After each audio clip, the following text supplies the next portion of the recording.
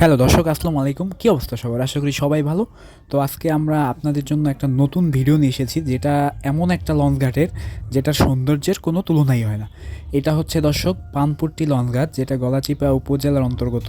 দর্শক, এটা পুরোটা আপনাদের ঘুরে দেখাবো এবং ঘাটে একটা লঞ্চ আছে, সেটাও আপনাদের ঘুরে দেখাবো। লঞ্চটা যাত্রী বোঝাই করতেছে, সেটাও আপনাদের দেখাবো। দর্শক, পুরো ভিডিওটাই সাথে থাকার জন্য অনুরোধ রইল। পুরো ভিডিওতে অনেক সুন্দর সুন্দর দৃশ্য দেখতে পারবেন। আর যারা যারা এখনও নতুন চ্যানেলটা সাবস্ক্রাইব করে নেয়, তারা অবশ্যই অবশ্যই চ্যানেলটা সাবস্ক্রাইব করে দেন।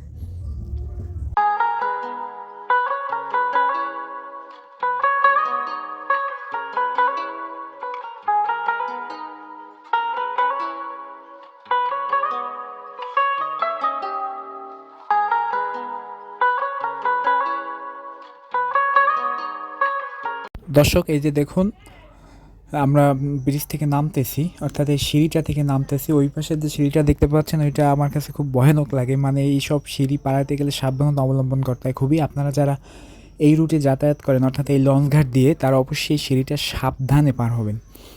দর্শক, এই যে আমরা যাচ্ছি আস্তে আস্তে লঞ্চ ঘাটের দিকে, আপনারা দেখতে থাকুন কতটা সুন্দর দর্শক এই লঞ্চ ঘাটটা। চারপাশের পরিবেশ, নৌকা, আকাশ, নদী, সব সৌন্দর্যে ভরপুর। এই যে দেখুন, আমরা লঞ্চ ঘাটে এসে পৌঁছালাম, বাট লঞ্চটাকে আর ঘাটে পেলাম না। আপনাদের উঠে একদম সম্পূর্ণটা দেখাইতাম। অনেক যাত্রী ছিল আজকের লঞ্চে।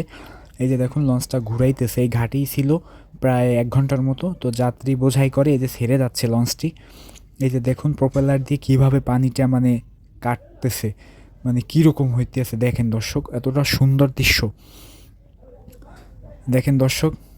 অনেকে হয়তো এরকম দৃশ্য আর দেখেনি নেই দর্শক, আপনারা উপভোগ করুন। আর এর সামনে দেখতে পাচ্ছেন ওই যে একটা ছোট নৌকো আছে। তারা এই নদীতে এভাবে রোদে পুড়ে বৃষ্টিতে ভিজে তারপর ঝড়ের মধ্যে এভাবে মাছ ধরে তাদের জীবিকা নির্বাহ করে দর্শক। আর একটা ভিডিওতে আমরা জেলেদের জীবন এবং তারা কিভাবে রান্নাবান্না করে এবং ঝড়ের মধ্যে তারা কিভাবে সারভাইভ করে সেটাও আমরা দেখাবো। আজকে আনফর্চুনেটলি আমরা লঞ্চটাকে ঘুরে দেখাইতে পারলাম না। ওই যে ছাড়ার দৃশ্যটা আমরা আপনাদের উপভোগ করাইতে পারলাম। এই যে দেখুন দর্শক, কতটা সুন্দর দৃশ্য।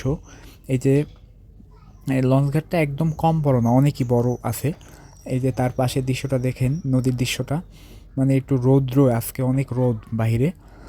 এই যে দেখেন, পানপুট্টি লঞ্চ ঘাট লেখা আছে, বাংলাদেশ অভ্যন্তরীণ নৌ পরিবহন কর্তৃপক্ষ।